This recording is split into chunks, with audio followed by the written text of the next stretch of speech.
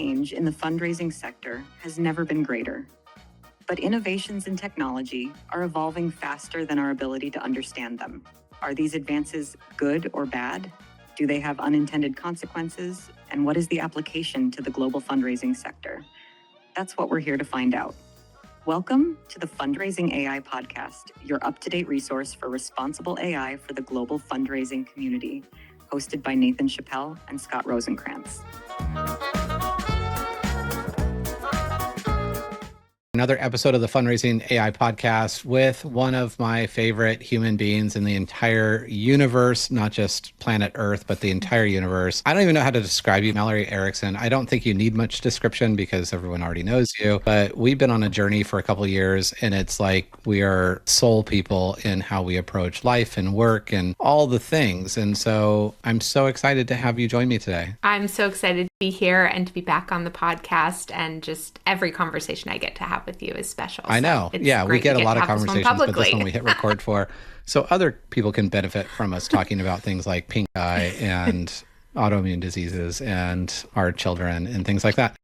No, it's so great. I am thinking back, actually, you've been on several episodes of the Fundraising AI podcast. Obviously, you were an original co-founder of Fundraising AI and been on the journey really the entire time.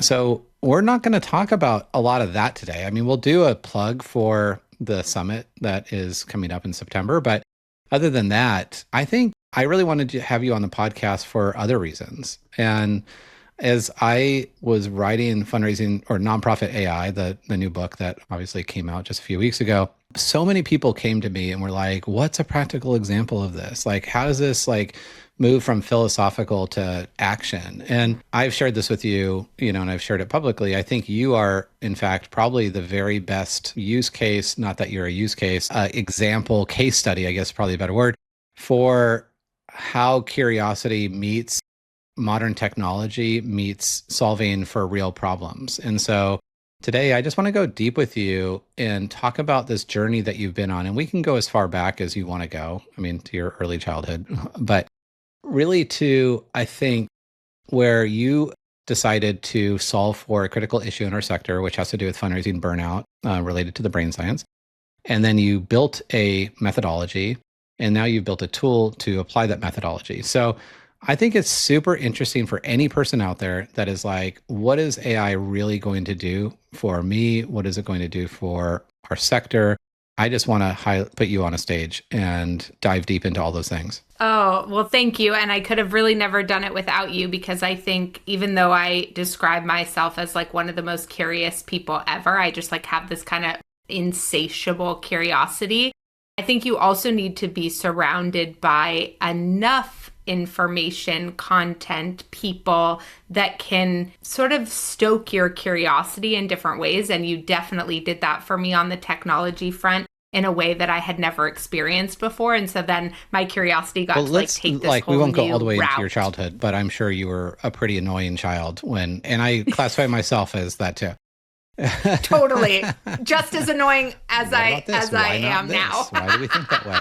All those things. I think back at the moment I think I met you a couple other times, but it was when essentially we had our very first meeting about fundraising AI, and we were talking about hey, this is going to be a transformative shift in how society operates. It's going to also challenge our sector in new and interesting ways, and it's also going to provide opportunity that we couldn't even imagine before. Who's game? And you were literally I remember you just standing up, walking to me direct, the meeting hadn't even ended. You're like, sign me up. And I think let's talk about your curiosity there. What was it? Was it about wanting to learn something new? You were bored? Was it seeing the potential? Was it worrying about your children growing up in a world where AI had gone wild? Or what really led to that at that moment? Yeah, it's interesting, and you know me really well, so I feel like you're going to be yes. I feel like I have this mix of that insatiable curiosity and unrelenting worry, right? The Jewish mother in me mixed with it being this very curious person. But I don't worry and just kind of spiral in my worry. I worry to solution, and then I start to solution around my worries. So I think you named a number of things. I think I was sitting in this meeting and I was hearing the opportunity and the excitement. And I also, yes, I definitely am not a yeah, but person necessarily publicly, but in my brain, I challenge a lot of I'm always like, okay, yeah, but, and what if? Like I'm sort of consistently looping around those types of questions. And so I saw the potential, I saw the excitement. I was already using Claude and ChatGPT in my work life, running my business. So I was seeing the potential of these types of tools. But then I also was working with and talking to small to mid-sized nonprofits every single week inside my program, Power Partners, the Alignment Fundraising Collective. And I was seeing this massive disconnect between how I was feeling as an entrepreneur and somebody who has full autonomy and gets to make decisions for myself and doesn't live in that same scarcity mindset and sort of fear place that I used to as a nonprofit ED and fundraiser, and that I know so many other people are. And so, I was seeing this kind of disconnect in the room. It felt like sometimes between technologists and what I felt like I was seeing on the ground in these organizations. But I was also feeling this like disconnect almost in myself of like, I could almost see these like two parts of me, the like nonprofit leader and fundraiser, and how would I have felt if I was still sitting in that seat right now with what was emerging and what was possible and what would my fears have been. And then who I was as a coach and consultant in that moment, and kind of being on this totally different adoption curve than I ever was on as a nonprofit leader. And I think those things really came together to like highlight, okay, I don't really believe in binary things, right? I don't really believe like something is good or bad. I'm always like, what does it take to make something good? What does it take to make something responsible, to make something beneficial? And I felt like those were the questions you were asking in the room. You were like, look, there's a lot at stake here. There are a lot of ways that can go wrong. This could go wrong. And there are a lot of things that we can do to help this go right. And those are the types of problems I like to solve. And yeah, I just always believe there has to be a good way to do things. Yeah, that's amazing. And, out. I was on Dave Rayleigh's podcast, his new podcast recently, where he quoted me. I didn't realize I said it, but I harkened back to my grandfather, who wrote a book called Crisis by Consent, which is essentially the thing that keeps me up at night the most, which is essentially people not caring. And you are a person that you kind of allowed yourself to think about all those hard things and even wear multiple hats, but then you stood up and you did something. And we've created something pretty amazing. I mean, Fundraising AI now is represented in over 100 countries, and 15,000 people over the last 2 years have benefited from the content that we provided. But then you just got the bug. Like you kind of continued on this role. And I don't know if you would classify yourself as a technologist, as someone who saw immediately the potential here, but you had built this methodology and you built a community around What the Fundraising, which I love telling people about, because selfishly, when I'm doing a keynote and I'm like, you need to know Mallory Erickson and What the Fundraising, everybody laughs, like in a good way. Like it literally always gets a chuckle. So then I just keep on doing it. What the Fundraising represents a methodology. It's not just a story about like, just don't suck as a fundraiser. It's actually a methodology on how to be better. And at some point, I remember you kind of like your brain just kind of going in overdrive, thinking about like everything I've learned about AI and the idea that their innovation and responsibility aren't mutually exclusive, right? You could be innovative and be responsible.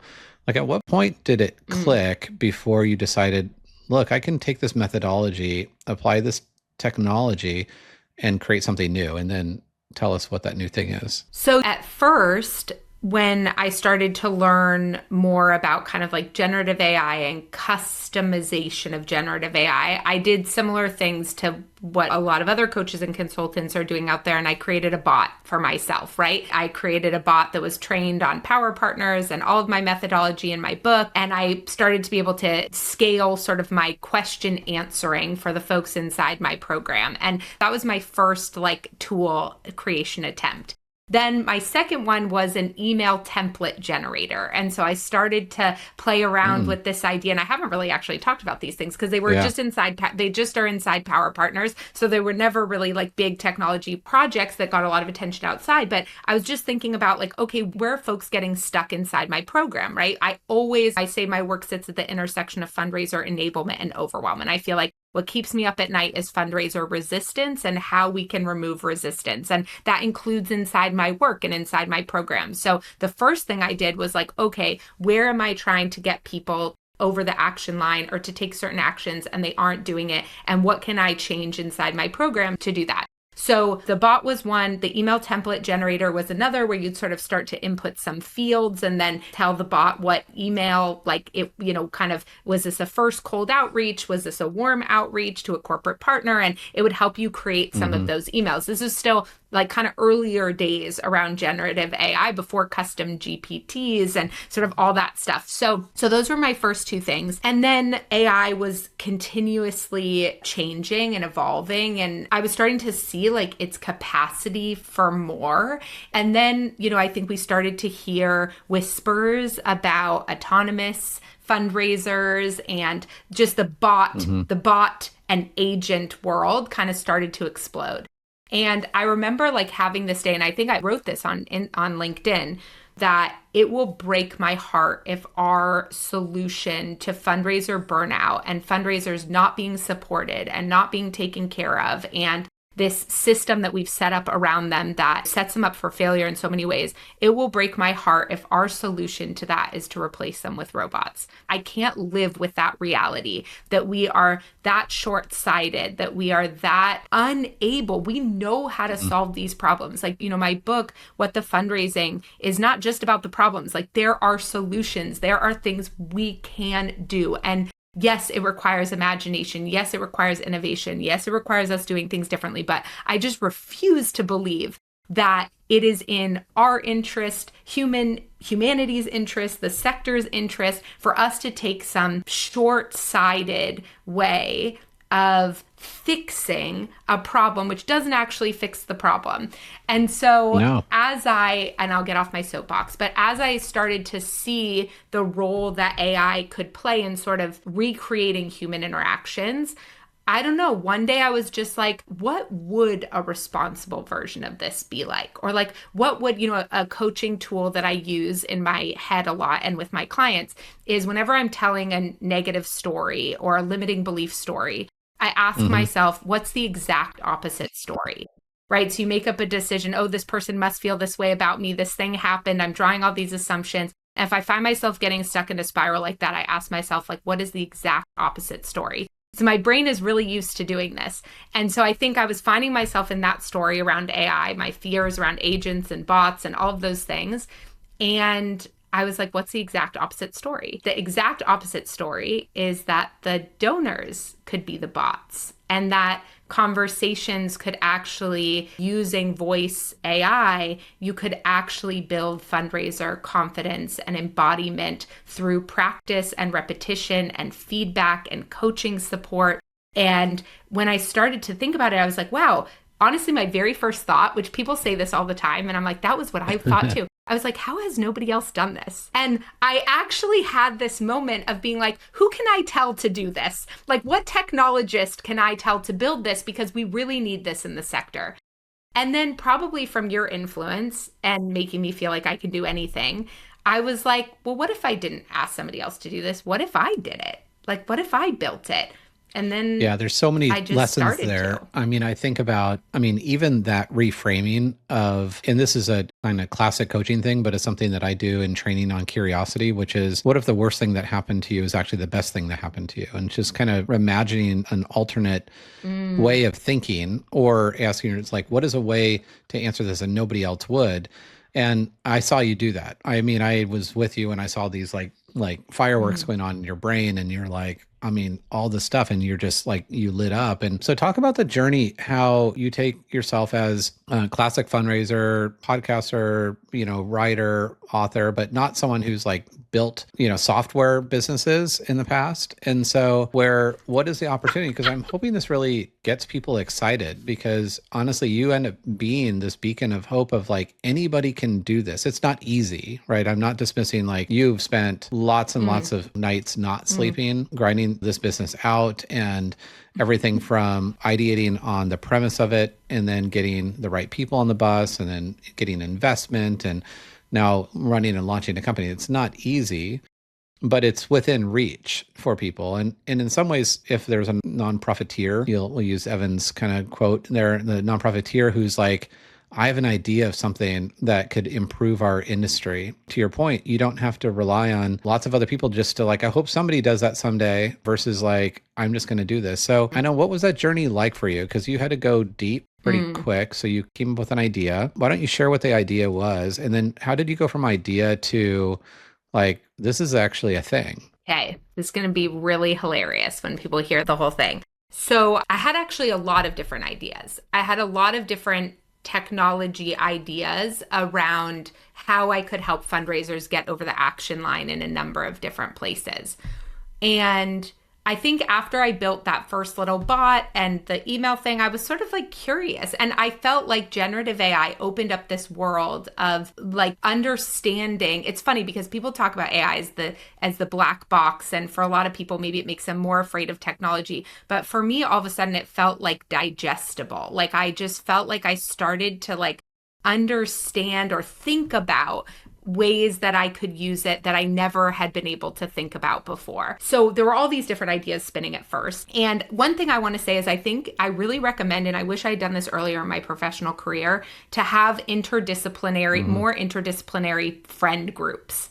Like I think one of the things that's been so beneficial to me is to have friends like you and Cherry and Koshi and, people who think differently, who work differently. And honestly, I should call out Cherian because he was the first fundraiser that I watched create a tech tool like that with AI, right? Nonprofit OS, like I watched what he did, and there's no doubt that didn't have an impact on me. Like one weekend, saying, he just woke up. Like did it and just like figured. I was like, what do you mean? Like I know, and I was like, what do you mean when? Like how are you a magician? But definitely it planted a seed that like I could figure this out. And he kept telling me, you can figure this out.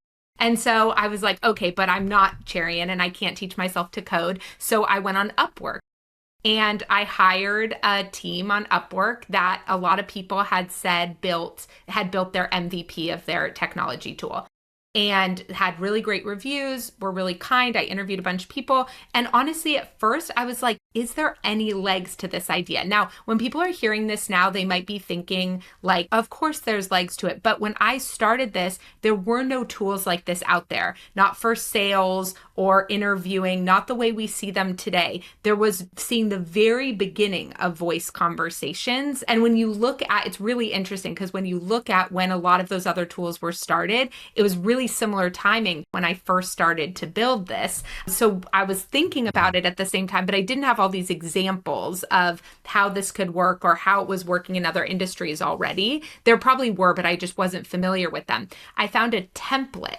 online, a Vercel platform that was doing interview prep. It was not completely contextualized like our donor conversations are, but it gave you a voice simulated experience where you could practice for an interview.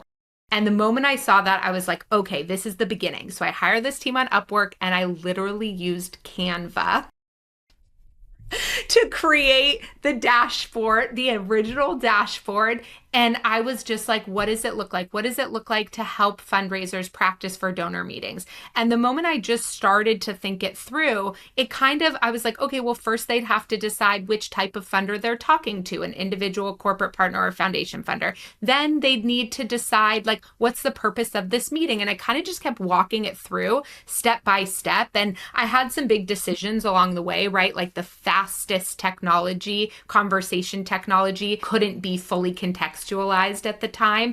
And I decided context was more important than speed. I think it's better for these conversations to be completely unique to the fundraiser. And so I'm going to prioritize that, even if it means they can't be video avatars or go a little bit faster.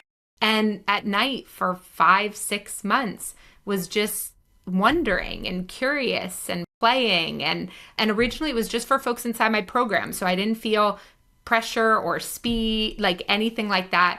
And then I started to show it to people and realized like, oh, this is a lot bigger than I thought and I remember, was. You were getting feedback from pretty much everyone were like, there's a market for this. Like not a lot of people need this. Like this is an opportunity to scale generosity and through a tool. So now like the whole crescendo here. So like, tell us what it is, what it does. And then I've got some follow-up questions about kind of your methodology in doing it. Yeah. Okay. So the company. The tool is called Practivated.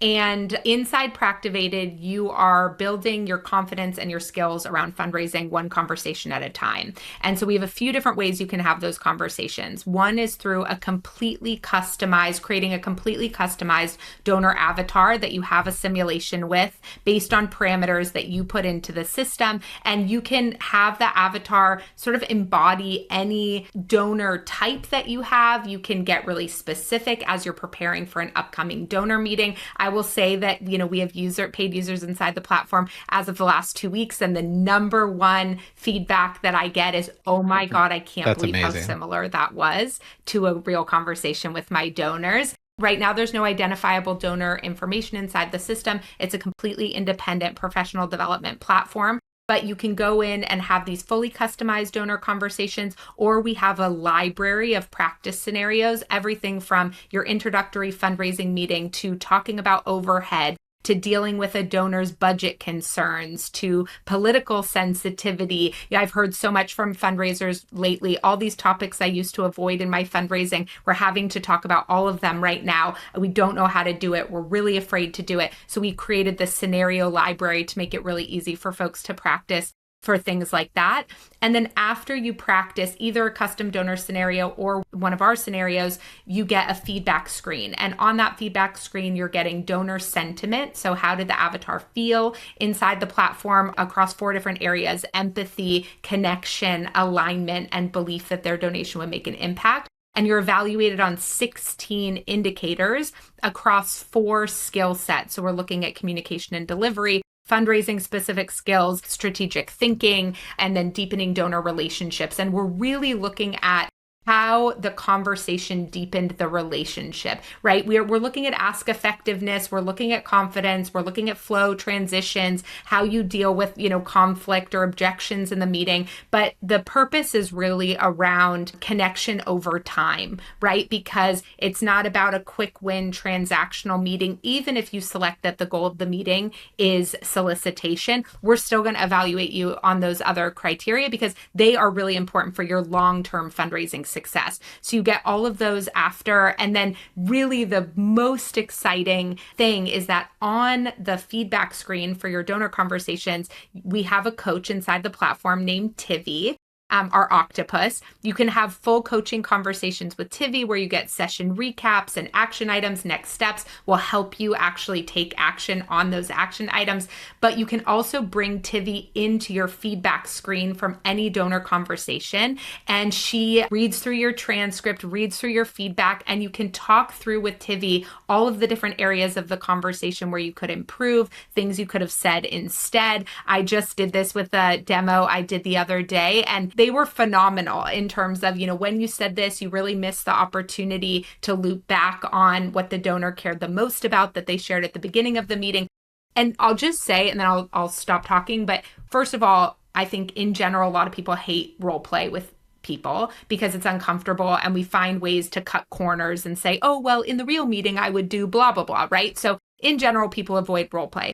But even if you love role play, and even if you have a great system for role play, just the human brain cannot remember what Tivy can remember. Like the things she can see and call out and recommend. Like the thing I've really realized over these last few weeks is that this capacity for skill development is just 100x what it could be with the best coach in the world. And I think that just makes me, and then it's on demand whenever fundraisers need I'll disagree it with you on one thing. It's not 100x, it's over 1,000x. The ability for generative AI to have perfect recall, to take in all the context and be able to recall it instantly is beyond what most people can comprehend. And I think, well, one is your enthusiasm and excitement for this is infectious and also warranted. I mean, you've worked really, really hard to bring this solution to life. I think back in my career, my very first fundraising job was at Boys and Girls Club. And I remember being at our national conference and they had basically ask competitions, horrible, like up on stage. And even in front of judges where you had to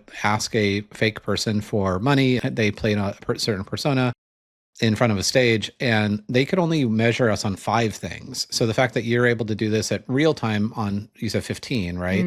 Or 16 different things simultaneously to be able to get that feedback. And then fast forward to my last fundraising job, which was at City of Hope, I remember distinctly, it's like in my brain, it's like I'm in this specific conference room in the building at Rivergrade Drive, and we had like 12 people in there, most of them not even contributing, but 12 people in the room practicing for an ask that we had coming up. And I just stopped and I'm like looking around the room and I'm like, how much is this meeting costing us? Like, I mean, it's not, so you have the efficiency side of this, of like, you can do so much more, but you also have the efficacy side. So you've solved for both issues. One is like having 10 people in a room to practice, even if you had 10 people, a lot of organizations have no people or just dial a friend. So you deal with the efficiency side. But the efficacy side too, of like having the perfect recall. And I mean, we shared this on the podcast before, but when I took the certificate in philanthropic psychology course out of the UK at Sustainable Philanthropy Institute, whatever it's called, and this is when GPT first came out, 3.0 came out, I took the test because I had already signed up for the class.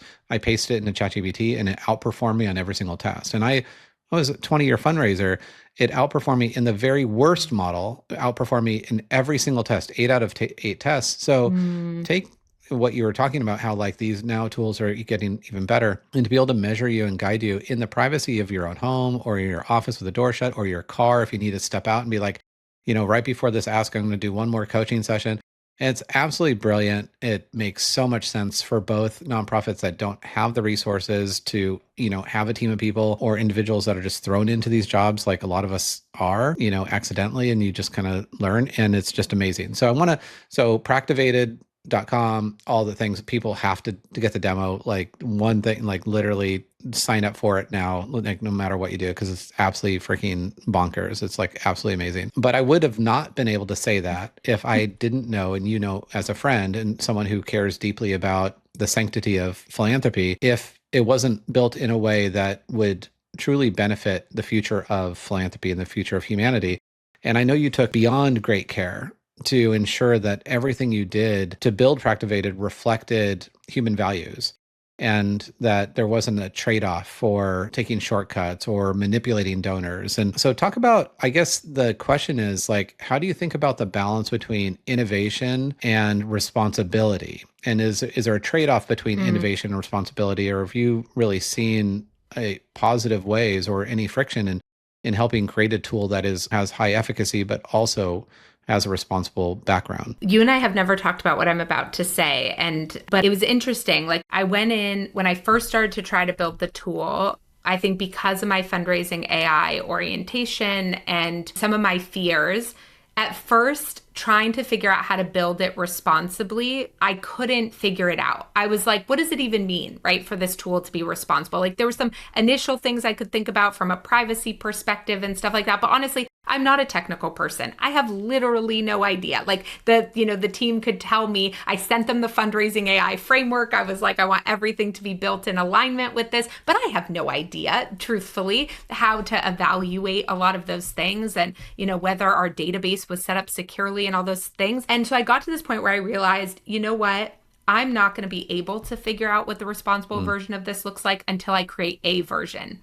And so there was a period of time where I actually put the responsible and beneficial, my orientation to it was always beneficial, right? I'm not creating some random video game for, like, the purpose is to enable fundraisers at the end of the day and to enable deeper donor connections. So those were my guiding lights, right? It wasn't just speed of gift close. So my underlying orientation was around beneficial for the sector long term. But then there was a period of time where, like, from the AI side, the responsible and beneficial side, and the ethical side even, I had to put that aside, and I had to be like, okay. And so to your point around are there trade-offs? I don't think ultimately you have to make a decision between responsibility and innovation, but I think about it a little bit like stair steps, right? And you might have a step up just in innovation, and then you go and you figure out the responsible tweaks around it. And then you take another step up on innovation, and maybe you can't always incorporate figuring out the responsible component when you're innovating, right? Because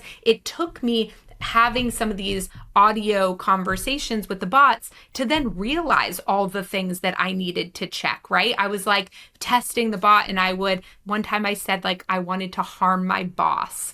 And I wanted to make sure that the bot would shut down that conversation, right? But I couldn't even think through those things until I had a tool. So I don't think you have to make that trade-off. I think there absolutely are ways to keep humanity at the center. Do I think some of them come with costs?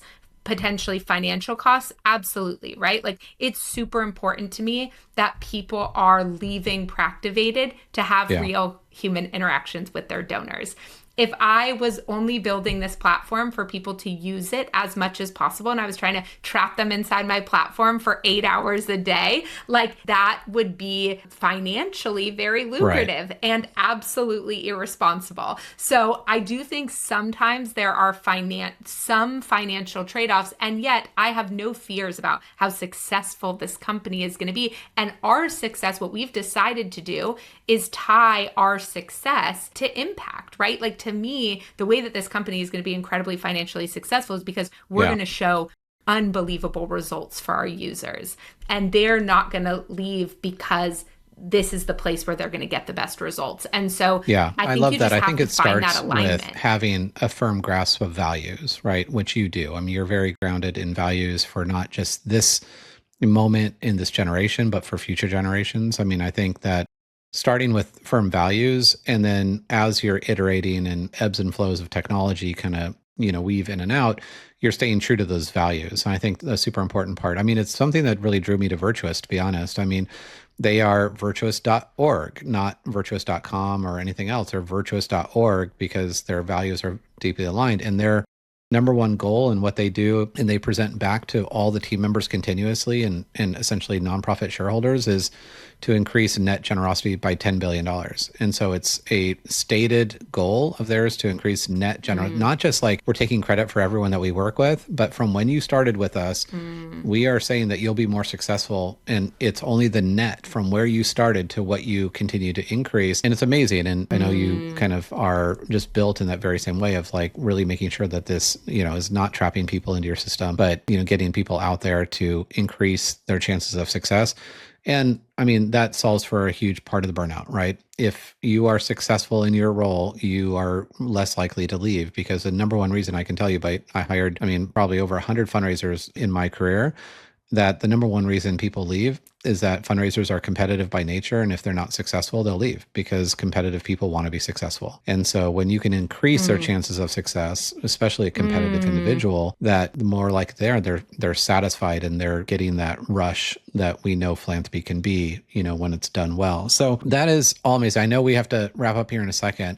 One of the things that I just feel like if we end on a philosophical question that you and I have talked about this before, but it's one that we have to continue to revisit, because there are people out there that are afraid to even start because they don't have all of the answers of like what's private, what's secure, what's ethical, what's not, versus those that start. And then once they do that, to your point, continue to work out, okay, am I using this in a way that's aligned with my values? Like, I think I know that your answer to this, but what's worse? Someone who just waits until all those things are presented to them and then they finally feel okay using it, or a person that uses it and then at least hopefully continues to ask the questions, am I using this in a way that aligns with my own internal values? I think when I was sitting in that room in New Orleans, I probably would have said that it's worse to use it irresponsibly. And there's a lot of reasons why that answer has changed. And now I think it's worse to not use it at all. And I think there are very easy ways. And I say that because I think when I was sitting in that room, I was filled with a lot of fear, right? And I also think there was a lot more wild, wild west than I think you see today in terms of what the technology will do, where privacy and copyright and sort of all these things start to come up. So I feel like there has been, even just from like buyer incentives, like a lot more responsibility that we've started to see in in the landscape in some of these tools, and probably litigation, honestly. And so I think in that way, I feel like the biggest risk is to not use it at all. And I think there are so many safe ways to try. So honestly, for me, it feels like when people are resistant to using it at all, there's something else going on there, because there's no privacy, security issue using a tool like Napkin AI to turn your bullet points in your presentation into a visual representation of those bullets. Like, I cannot think of a potential ethical dilemma there, or responsible dilemma, or privacy or transparency dilemma. So I would say like that blanket no is the most dangerous thing in the world. And I've said this to you before, but to me, it feels like, I know sometimes you talk about it as like with the internet, but for me, it's more like when cars were invented and like, there are all these people buying cars, and we have a lot of people who are like, I'm going to stick with my horse and buggy. And it's like, actually, those are not going to be allowed on our streets anymore. Like, to me, it's like the entire infrastructure of the world is changing. And if we don't figure out how to drive, yeah, the interesting thing is, so you say buyers, and so this is where I probably deviate a little bit. I totally agree on the buyer side, but on the builder side, I worry more about a builder who's just going to build irresponsibly and then figure it out later. And so the car example is great because thousands, like literally thousands and thousands of people died from cars that were completely unsafe in the very beginning because builders didn't prioritize safety. It was a race to who could build the fastest car, and it didn't matter if they were safe. And so think to today's modern, AI age where it's a scale, it's an all-out arms race for who can scale their AI the fastest. So I totally with you. Wait, I don't disagree. I do not disagree with you at all. I think from a builder's side, responsibility first. And as a buyer, you have influence on how people build. So that's what, like, folks who are listening to this who are like hesitant to use it, you can put pressure on companies to build in more responsible ways also. Yes, we need the builders to prioritize. But I could not agree more that our 100%. Sector is facing a lot of challenges. Fundraising is not getting easier, that we need to turn to new and better tools that help us be more successful.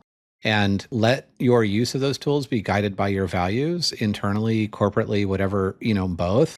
And just try things. I mean, the biggest thing is just to be curious and then, ask the questions. And anyway, this is an amazing thing. I'm so excited to be able to have you for a few minutes to talk about the launch of Practivated.com.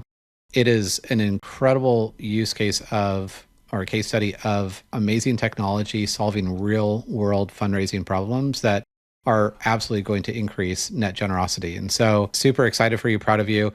I want everybody that listens to this to take a moment to log in and go to Practivated.com to reach out, get a demo, because I think you'll be blown away how easy this is. And also how it just from a practical reason, which is why you named it that, is going to change how you think about fundraising and build your confidence as you do fundraise. So Mallory, thank you for being here, all that you do for me and the world and everyone around you. And yeah, that's amazing. Likewise, thank you for everything, for helping me on this journey and encouraging me on this journey in so many different ways. And you don't want to miss Nathan and I in September at the Fundraising AI Global Summit. So go to fundraising.ai/summit, sign up for that as well. You'll get lots of cool sneak peeks of tools if that's what you're interested in, but we have so much rich educational content really rooted in the responsible and beneficial use of AI. And every year, the speaker list just continues to like step up and up and up. So this year is going to be phenomenal, and you don't want to miss it. Go to Practivated.com, get a demo, then go to fundraising.ai/summit and register for the free virtual summit this year. So that's a wrap for Fundraising AI. Scott and I are doing a episode, I think two episodes back to back next week, because there is so much going on in the world of AI. Literally, our notes are bursting at the seams. There's so much, and there's so many cool things and things to be on the alert for that we want to let people know about. So super excited about the next two episodes. Mallory, you're the best. I can't thank you enough and wish you all the luck in the entire world. Thank you.